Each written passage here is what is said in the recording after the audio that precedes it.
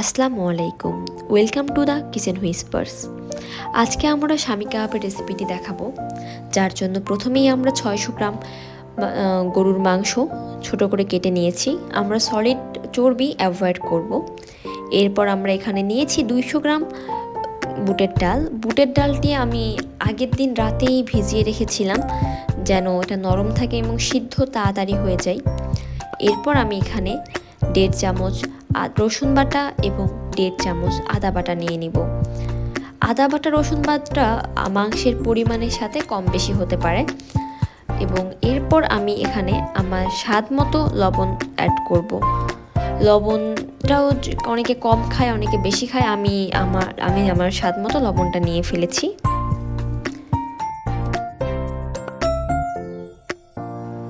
এরপর আমি এখানে মরিচ গুঁড়ো অ্যাড করেছি। মরিচ গুঁড়োর পর আমি এখানে পরিমাণ মতো ধনিয়া গুঁড়ো এবং জিরা গুঁড়ো অ্যাড করছি। স্বামী কাবাবের রান্নাতে একটা জিনিস, একটা মশলা অবশ্যই আমাদেরকে ব্যবহার করতে হবে, সেটা হলো গরম মশলার গুঁড়ো।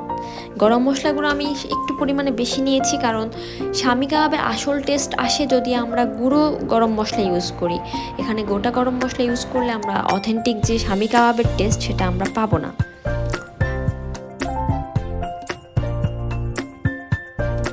তারপর আমি সামান্য পেঁয়াজ কুচি নিয়ে ফেলবো। আমরা পেঁয়াজ পরেও ব্যবহার করতে হবে, ব্লেন্ড করার পরে মাংসটা যখন আমরা শেপ দিব তখন আমাদের লাগবে। এরপর আমি পরিমাণ মতো তেল অ্যাড করে ফেলেছি।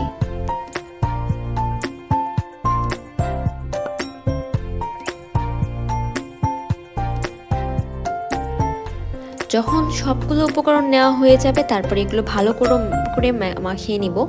মাখিয়ে নিয়ে আমি 30 মিনিটের মতো রেখে আমি চুলাতে দিয়ে দিয়েছি। এরপর আমি এগুলোকে যখন কষিয়ে নিব, যখন দেখব যে প্রথমেই আমি পানি দিব না, কারণ প্রথমে যেহেতু মাংস থেকে পানি বের হবে। তারপর যখন পানিটা শুকিয়ে আসবে তখন আমি পরিমাণ মতো পানি দিব, যতক্ষণ না সিদ্ধ হয়।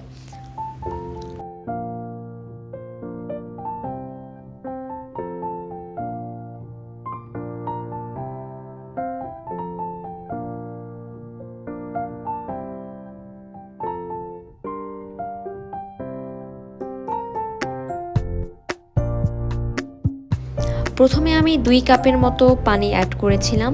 পরবর্তীতে আমার পানির প্রয়োজন হয়েছিল আরও 1 কাপ।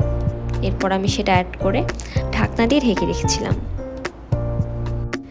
এই পুরো প্রসেসটা আমরা যদি প্রেসার কুকারে করে থাকি অনেক কম সময় লাগবে, গ্যাসেরও খরচ কম হবে। তবে যদি আমি এটা চুলাতে হাঁড়িতে রান্না করি তাহলে টেস্টটা ভালো আসে প্রেসার কুকারের থেকে। এজন্য আমি কাবাব সবসময় প্রেসার কুকারে না দিয়ে আলাদা করে হাঁড়িতে রান্না করি। এরপর আমি অপেক্ষা করব যতক্ষণ না এই যে পানিগুলো আছে বা ঝোল হয়ে আছে এগুলো শুকিয়ে না যায়। এগুলো যখন শুকিয়ে আসবে তখন আমি চেক করব যে মাংসটা সিদ্ধ হয়েছে কিনা।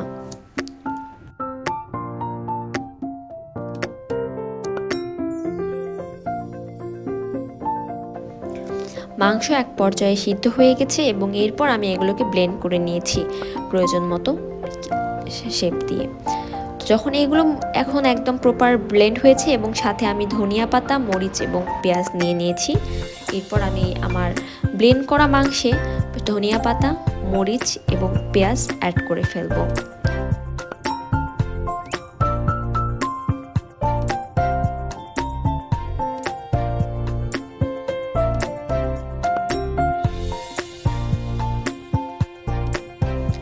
এরপর আমরা এখানে ডিম অ্যাড করব। ডিম যোগ করার পরে আমরা এগুলো ভালোভাবে মাখিয়ে নিয়ে আমাদের প্রয়োজন মতো শেপ দিয়ে তা ভেজে ফেলবো।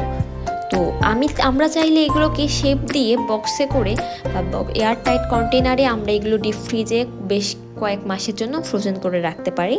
এতে টেস্টে কোনো পরিবর্তন হবে না, একদম ঠিকঠাক লাগবে। এরপর আমরা শেপ দিয়ে ফেলেছি এবং আমাদের কাবাব খাওয়ার জন্য প্রস্তুত হয়ে যাবে ভেজে নেওয়ার পরে।